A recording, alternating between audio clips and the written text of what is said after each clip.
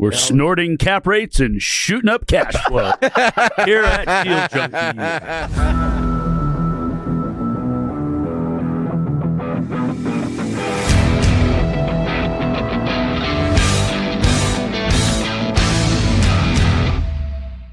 Welcome back. We're the Deal Junkies. We're back in the studio with Ryan Heltemes. Did I say that right? Yep. Heltemes. I haven't heard that name before. We got Mike Heltemes. We got Trevor and Dane. Dane's back from wherever in the hell Dane was all this time. We brought him out of hiding. Is he back or is he just here? I tried to get that out of him earlier, if he's really back or not. He won't give me a 100%. He's a politician. He's still like, yeah, I'm 100% back right now. Let's just not talk about it. How about that? We're not talking about it. We're not going to get into it today. So this episode's, we're going to talk about Ryan's deals. We want to talk about deals. This is Trevor's favorite part. So do we pick a deal we want to talk about? Yeah, I think we'll talk about the most recent apartment building. Can I tell everyone this is the first time you've ever been on a podcast? Yeah, that's fine. Can I tell everyone you're more nervous about this than buying your 27-unit deal? Yeah. Okay. Yep. You're doing a great job. We're having a lot of fun with you. Thanks. I don't think that's unique. I think there's a lot of people that are nervous. Mm-hmm. We talked about this at the break. I think that what he's doing, he talked about in the last episode how he wants to give back. Yeah.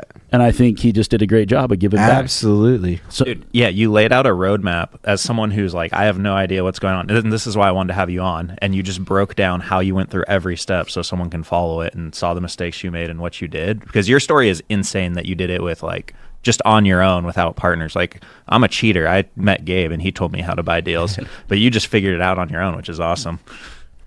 yeah, we're impressed. So let's talk. You picked a deal. What's your favorite deal you want to talk about? Yeah, so this is a deal. I actually saw this same property sell right before I bought my 20 unit. It was for sale, I think, for $1.2 million. I didn't have the cash at the time to make that happen. The refinance hadn't gone, or the HELOC hadn't gone through on my personal home. Is this in Washington also? Yep, it's a stone throw away from my 20 unit. So that's where I really liked this one because I already had the team in place. I already knew what market rents were like. So I knew everything about how to underwrite this one, and I knew exactly what rent should be at. So this is kind of the old adage of you buy a piece of real estate, and if it works for you, buy everything around it. Yep. Similar, yep. The other way is you essentially created a box. You don't know if you have a buy box, but you created one, and then one just fell into that box. Yep. That's, I think a lot of people do it that way. So you'd picked up 20, and now this is 27 next door. Yep. Okay. And so yeah, so it came for sale, I think around summer of 2024 or 2023. Yep. And I went and walked it. They were asking $2.2 million for the property. So I mean, they made about $1 million in 5 years roughly. The previous owners. We walked it, put in an offer, full asking price for it because I think there's 3 or 4 other people that were walking it, and they seemed pretty interested too because the cash flow. I think the cap rate when I went to purchase was a 8.8 cap rate. So how is this stuff trading at such high cap rates? Is it just because it's way out there and it's tertiary markets? It's older. Yeah, so it's a market that's not, it's not like, Battleground and stuff, and it's not like Olympia and Tumwater up there. It's in this like intermediate that's kind of up and coming, I would say. But then older buildings too. Both of these buildings are 1920s. So, you have more expenses that go along with them. But they're getting pretty good cash flow for, Give us an example of some of the higher expenses you get in these older buildings. Roofs are going to be a roof. Roof's a roof. Yeah. Wiring, plumbing. Yeah. So like plumbing, you have a lot of plumbing, backups and stuff that happen. My handyman though, luckily he's at a good rate, so I don't have to get a plumber out there at $100 an hour. But this is old building, like it's prior to Galvy. You're running, is it your copper tube? What kind of plumbing do you have? It's all galvanized. It's Galvy. Yeah. So they added Galvy later on, maybe. At some point, I believe. Yeah, it was added. Yeah, most of those older buildings are. And here's the beautiful part of it is the expenses should be accounted for in your cap rate, the operating expenses. So really the key with these older buildings is it's the CapEx. It's those big items that become really expensive. And so knowing when to get in and accounting for that CapEx at your acquisition, and then knowing when to get out. Yep. Timing the CapEx on your acquisition disposition is kind of key with those older buildings. And then the other part, you're in a tertiary market. that just has higher cap rates because there's less demand. So it's a good play when you can. I mean, they made $1 million at a time where they bought it close to not at the top of the market, but they didn't even have to do much of the building, it sounds like. Yep. Yeah, and so I mean, we got this one under contract. I went to get bank financing for it. I was using the down payment for this one was the money that I cashed out from my refinance on the 20 units. On that refinance, did they just give you cash to do whatever you want with, or did you tell them like, hey, I was going to go take this cash and buy another building? Yeah, so I closed that in May of 2022, so it was like right before things started tightening up, and so they just gave me the cash. And they gave you like $500,000? Yeah, like $650,000. Was that that's your biggest check you've taken out of a deal, I'm assuming? Yeah. Yep. You were stoked. Yeah. Oh yeah. I felt like He won the game. Yep. Because you were cash flowing still on that deal, and you were repaying down the loan. Yep. And I think I had already quit. My wife quit that next summer. So yeah. So we were still cash flowing pretty well, and then we had all that cash. So I mean, we did. It was nice. Was your plan to buy a Lamborghini, or you knew you were going to buy a deal? I'll probably never own one. No, to Gabe's point, he bought a flip. Oh, You were smart. You got a 27 unit, but you also had a little too much. You went the flip route too. Yep. But yeah, so at this one, we got it under contract, started going through the bank financing. I actually got turned down by 2 different banks on this deal because my debt coverage, or no, my global cash flow was not high enough on it. So, and I think that was partially for getting that cash out of that money on the 20 unit. It kind of took, and I sold 2 of those properties after that. So it dropped my global cash flow. I think I was at like a 1.15 and they wanted a 1.25. Yeah. So I got turned down twice. We were on a 6-week camping trip down through Utah and Colorado and Arizona. So I was doing Starlink with inverter in the trailer, communicating with everybody, and that was kind of fun. And so I kind of got to the point where the agent and the broker were both telling me like, hey, this is the best deal we've seen come across in about a year, like just as far as the numbers and stuff. Like, you probably should take this one down. And I was like, I'm not sure. And I was worried about where interest rates were going, worried about the economy a little bit. Started listening to Mike a little bit about his economy. I think that's right about the time. And he was scaring you out of the deal? No, I would say he was actually giving me some confidence in the deal. But You're welcome. yeah, thanks. Yeah, no, it turned out well. Kind of what I started to do is I actually shopped it around to try to just assign it to somebody else. Got on sub 2, started seeing if anybody else was interested in that. And then finally I went to Seton Funds, Zach, and talked to him, and he ended up, I had the appraisal, the inspection, and the phase 1s. I sent it to him on the 21st of December, and he closed it on the 29th. what? Yeah. They're quick because they're private. Yeah. So what did that look like with like the debt terms? The debt term, so we were at a 11% interest, 2.5 points. Okay, so why were you okay taking just to get the deal? You're like, this is the only money available. And what was the leverage too that they gave you on that? 25% down. Okay. Yep. But it was only probably a 1 or 2 year 2 years. note. Yep. So you had bridge money to get into. Yep. So then what was the plan there, that you were going to fix your global cash flow so that you could go get perm financing? Because you're bleeding too on that now. Buying an 8 cap with 11% debt. No. Well, because you put 25% down. Yeah, and so this one had really good cash flow. I mean, even to start, when I took over it was cash flow, or it was grossing $25,000 a month. And then within about the first 6 months, I increased that about $4,000. I installed put rubs in. They weren't doing that, so I did $60 a unit for studios and 1 bedrooms, and then $75 for 2 bedrooms and 3 bedrooms. And this one had a lot better mix than my other apartment. It had like 15 1 bedrooms, only I think 5 studios, a handful of 2 bedrooms. It had a 3-bedroom apartment, and then it has like a townhome, a 3-bedroom, 2-bath townhome attached to it. So it had really good, and I started doing my analysis on it, and I was like, based off my other rents I was getting, I knew I could push this thing up, 25 to 30% on the rent side of things. So that's why I went with the hard money, because I knew what I wanted to do and where I could take it, and then I'll be refinancing that this year.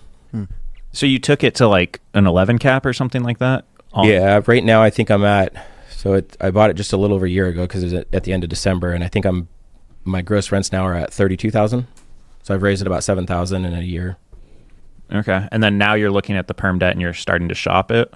Yes. Yep. Starting to shop it. I was kind of going back and forth. I kind of held off because I wanted to get this last increase in. And then not knowing, there's a siding job that I need to do on it that's about $65,000. I wanted to get that done before I did the refinance, but I've talked to some people recently, some brokers and stuff, and they're like, you don't really need to get that done in order to refinance this and get cash out. Let's just get it going and get it done. And so that was holding me off for a long time, just not being able to talk to people that are in this space, because now I don't really know anybody in this space. So what do you think it's worth now? And like, are you going to do a rate and term or a cash out on it?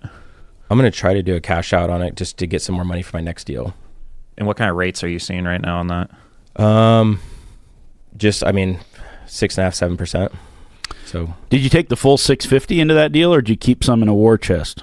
I took, now I'm trying to remember what I took into that. Because you said it was 2.2. So you almost needed all of it. Yeah, almost needed all of it. How do you, when you take, so one day you're rich, you got all this money sitting in your bank account, and the next day you pump it all into this 27 unit on hard money. Now you're cash poor again. Yep. So then does that stress you out? And you think like, oh, I got a $65,000 siding job I got to do. Where's that money come from?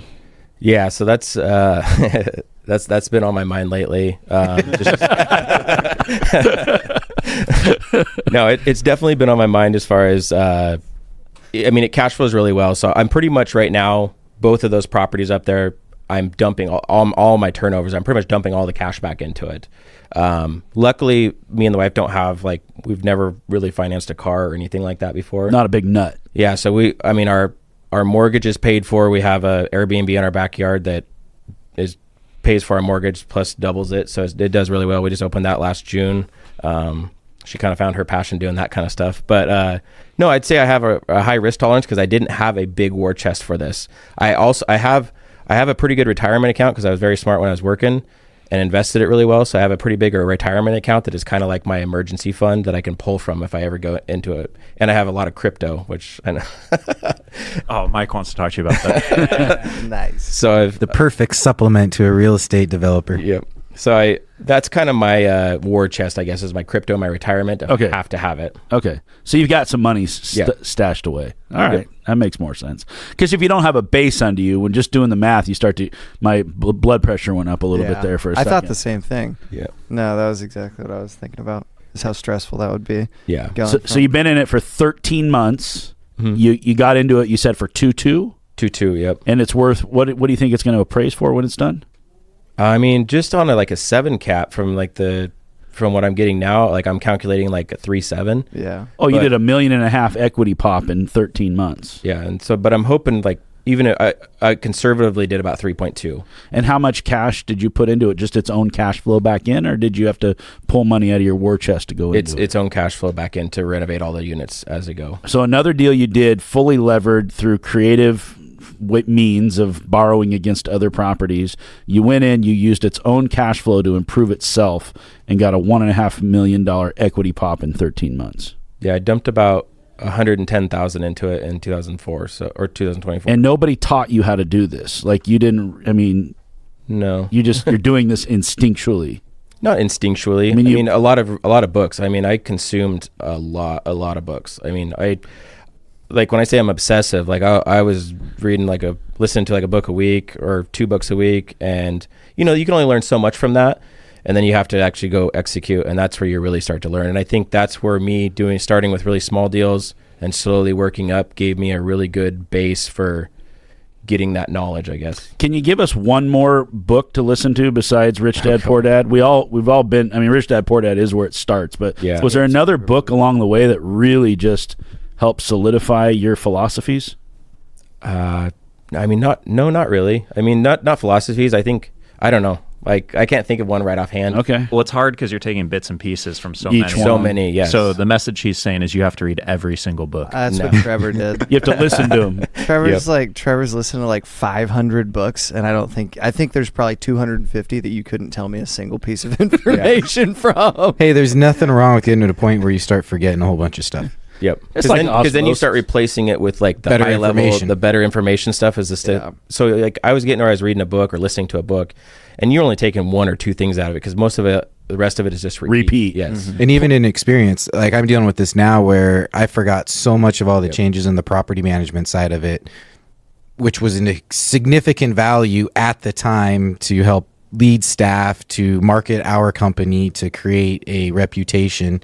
I don't know any of it now. Yep. And it's because I've just replaced that with better information that's more valuable to what we've created. Yep. The other thing is some of that information in those books you don't really understand until you have a frame of reference. Yep. So then once you get out and you start taking action and making some mistakes and doing deals, then that information in that book that may not have stuck out to you before pops into your head and you go like, I know what he's talking about. You had House Flipping for Dummies on your desk. You should have read that one before you lost 2.1 million. I read it while I was losing 2.1. And then you still have the book. I was like, this is a perfect book for me. House Flipping for Dummies. I should read this one. Did you finish it before trying?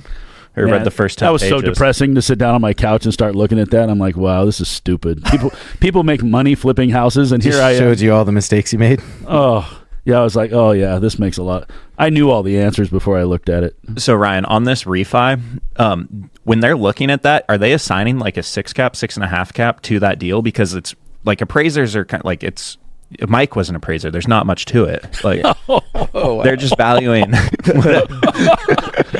They're weatherman, dude. They're weatherman. Yeah, I mean, so when I refinanced in 2022, I think they gave me a 5.75 cap on that one, which I thought was very generous. Nice. Very generous for that area, because like going into this next refinance, I'm being conservative. I'm saying a 7.5, hoping for a 7. And I think I'll be happy with that. Do you give them information like, hey, this is why I'm trying to value it at a 6 cap and why you should type of thing, and try to give them some data and whatnot? Yeah, and I started learning that in this even like single families, just talking to the appraiser and giving them reasoning. And with the 20 unit when I did it, I mean, I told him about where it was when I bought it, what I increased it to. I think he was very generous on the cap rate on that one, but I also only let him look at the units that have been remodeled at that point. So yeah, because you're not going to have a DSCR problem on your refi. You're just going to have a valuation problem, whether they use a 7 cap or a 6 cap or whatever, because you're going to max leverage. I'd be happy with no problem. if they even give me an 8 cap on this one. I'll still be able to refinance and That's pull pretty cash cool. out. I think. I'm hearing though that they're not just sending cash out like they used to. Nobody wants to give cash out. Yeah, it's hard. Unless you have a plan for it. They want us. If you're going to go buy another property, there are plenty of lenders out there still that will say, okay, we'll let you cash out if you're going to go put it in another building. Do you need to be in escrow? Well, I mean, just in my experience recently, we did a cash out on one property, and they did not want us to take that money unless we were. I mean, it was like part of the conditions of the loan that we were going to go buy another building with it. So you're saying, do you need? Yeah, we were in escrow. I think they want to. They did not want to close our cash out unless we had another building lined up ready to go. It happened simultaneous. Now it's commercial world, big loans and stuff. I don't know exactly in smaller stuff, but I mean there's still not a lot of lenders out there that are excited to do loans. So And rightfully so. Yep. So how many smallplex doors do you still own? Houses to 4 units? I have two houses that are just split level, so 4 units there, and then we have that Airbnb in our backyard, and that's all the single family I own at this point. I sold that. Okay. I sold 2 of the homes and the duplex, and the duplex, one reason I sold that is because we were coming up on that 2 out of 5 years for the tax, so that's the only reason I sold that one. Is it popping in your head to kind of prepare to maybe sell those in 1031 into the next project? Yeah, and that's what I'm starting. I'm trying. I actually just talked to my partner on the 2 houses. Either we're going to pull a HELOC on them because we got even if we did a 75% loan to value HELOCs, I think there's like $350,000 of equity that we should tap into. Yeah. So are you finding a lender that will give you a HELOC on an investment property? I haven't looked at it. Is it getting more difficult nowadays? I've never been able to find one unless you're owner occupying it. I mean, you can do a cash out refi probably on those still, on the first position, but I haven't found like a second position lender. But you may know more than I on that. I haven't looked that hard. I'm just going off of what I've heard from a few other people about the investment one, so I'm not even sure. We just talked about it last week about potentially doing that.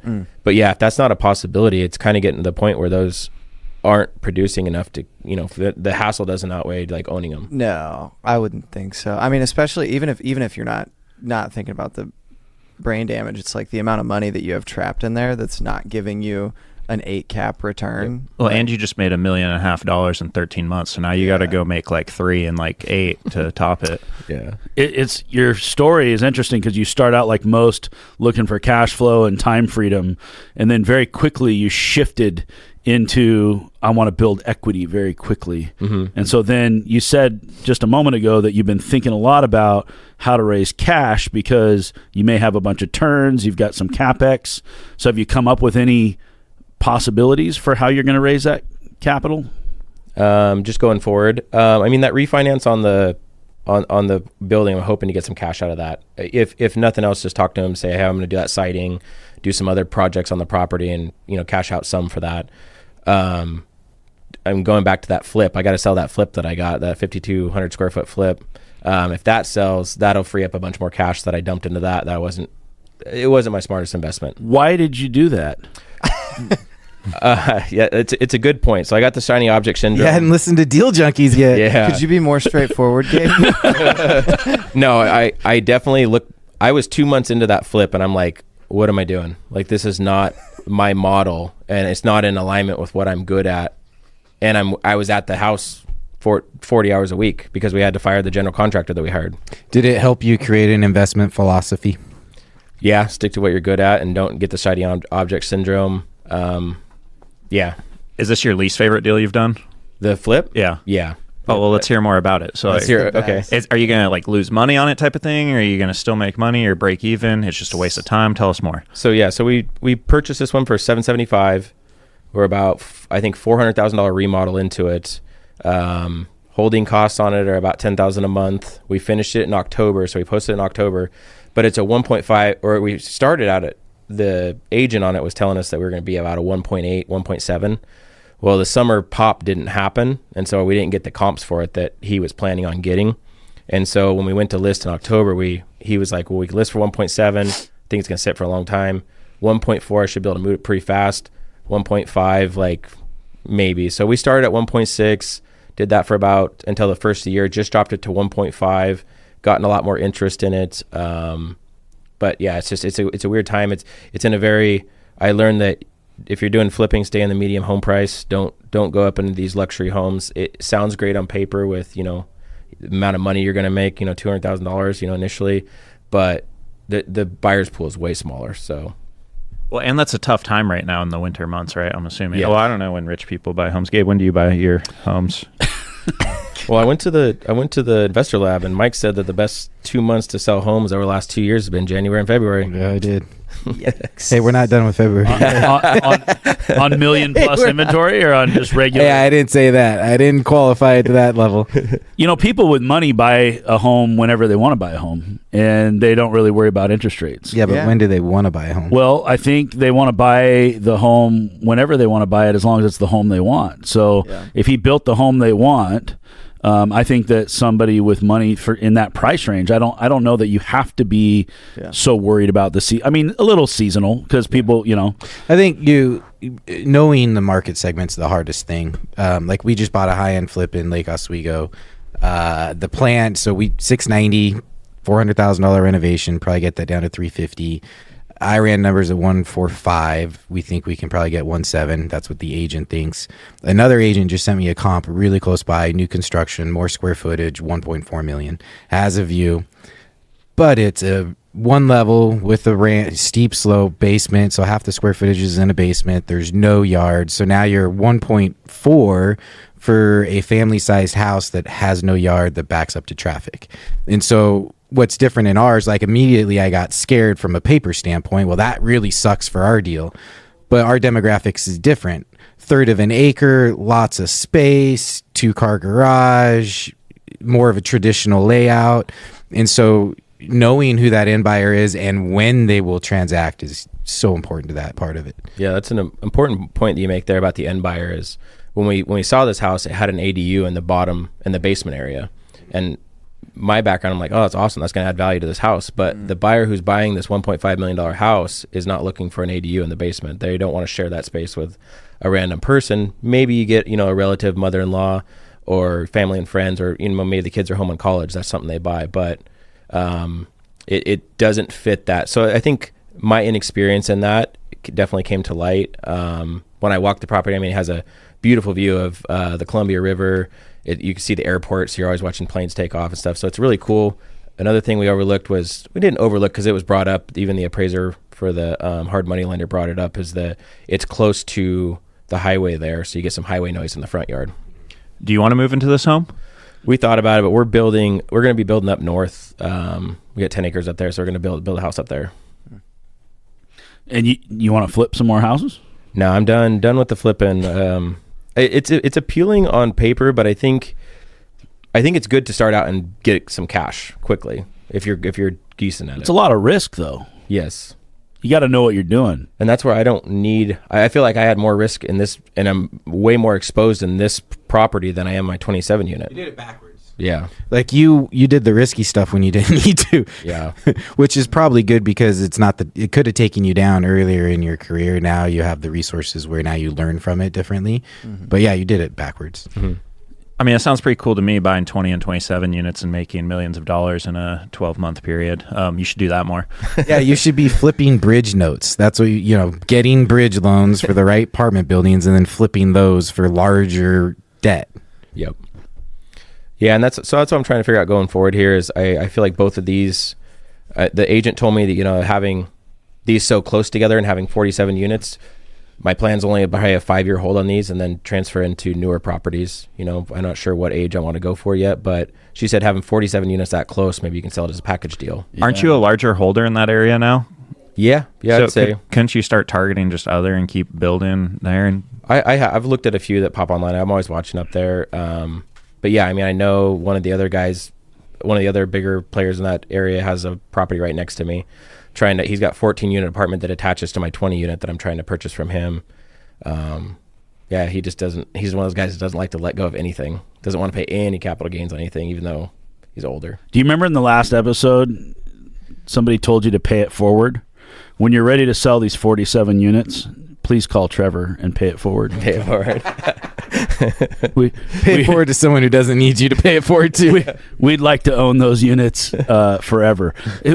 How did you land on the idea that you were going to trade inventory rather than just sit on it forever and go find a way to put your name on more units? Is that this in your mind? That's the only way to do it, to get into what you want to get into? I think it's just more your expenses are higher, older building, and more stuff does come up. And I could have a water pipe break there today and cause, tens of thousands of dollars of damage. And we have leaks more consistently than you do in newer buildings. Sure. Like my 5 unit, we've never had a leak at all. And those, I mean, granted, there's a lot more units there, but we have leaks and clogs happening all the time. But to Mike's point, if you've got that in your numbers, it doesn't matter. You just make sure that your plumbing expense is higher on that project. Yes, true. Yeah, you can factor that. I mean, yeah. And that's like talking to you guys and not being on that island and talking to other investors who've done this a lot, like yourself. I can learn that. Maybe I do end up keeping this property. Yeah, but the cap rates are a measure of risk, and what you're saying is you have risk for high capex expenses when you don't expect them. And that's kind of one reason that you get them. The other thing I wanted to state is you've already done the value add, you've done the forced appreciation, you've got the majority of the juice out of that right now. And so there's no real reason to be open to the risk of an older asset that can create a capex expense that you don't need because you have the equity creation through the forced appreciation. You can trade that for a less risky asset. And then that trade, if you do it in the value add world into a better asset, you've moved the equity, you create more equity, you stack the equity, get better debt. Yep. You can just reduce the risk significantly in your life, in your portfolio, in that next level up. Yeah, just skip your perm financing and we'll buy the 47 from you right now. Okay. Go find your trade. Go find your trade. We'll skip that whole step. Yeah, the other thing not a bad idea. Yeah. I think the other thing that's coming into play is, insurance costs are going up and, it's getting harder to get. It's getting way more expensive. When I initially got that 20 unit, my insurance was, I think, $6,000 a year. And when I just bought this 27 unit, it's like $16,000 a year. So it's gone up, and I wonder if that's going to continue to go up or if it's going to level off at some point. Well, and there'll be more and more carriers that won't take a 100-year-old building. Yeah. Yep. It'll just be harder to find insurance. Yep. And you just have to do a larger deductible because, like he was talking about, I mean, you just have to take on some of that risk and kind of self-insure on the $10,000 to $20,000 remodels if something happens. Yep. You guys have other questions about this 27? Or you want to talk about other deals? Or you want to wrap it up? I think we got to wrap it up. Trevor's coming down from his latte. I'm just He hasn't bummed. had caffeine in like 4 days. No, I'm just bummed Dane kicked me off the mic and then didn't say anything at all. I could have been talking this whole time. That's true. My bad on that. Ryan Heltemes, thanks for joining us in the studio today. It's been really inspiring to hear your story. I'd love to have you back on to hear an update. And actually, maybe we'll have you back on when we buy your 47 units from you. I like and it. you're gonna go buy something. You're gonna go buy a 20 unit brand new and just trade into something brand new. You're gonna go try to buy something bigger. What's gonna be the next No. deal? You guys should just buy that 47 unit, and then you partner with them on the 80 unit manufactured home park. Oh, there you Yeah. go. There you go. Yeah. Now we're talking. I have another idea. If you want to Talk operate off. that, let's do it. Okay. Because I don't know how. If somebody wanted to reach out to you for some advice, would you be willing to share your email address with us? Yeah. What is it? It's Owlo, OWLO, homes @gmail.com. Okay.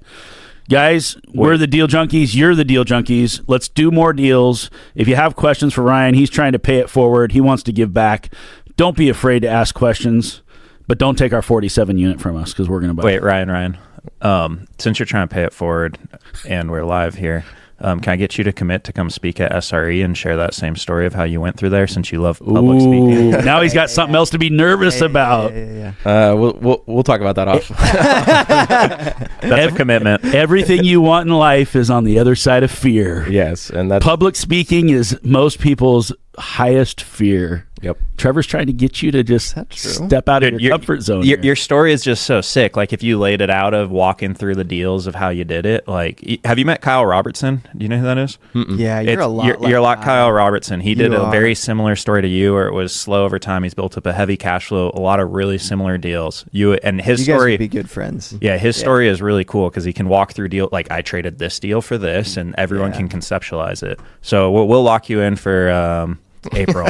April. So, SRE. hey guys, if you want to hear Ryan, come to April SRE first Wednesday of the month. You'll hear Ryan share his story there. He committed, I think. Trevor's trying My to wife- box you in. my wife doesn't want to listen to me complain about being nervous again. I don't think. Well, we better get you in for. Then don't be nervous. Better get you in for March then, just so you don't have to be nervous for 2 months. Okay.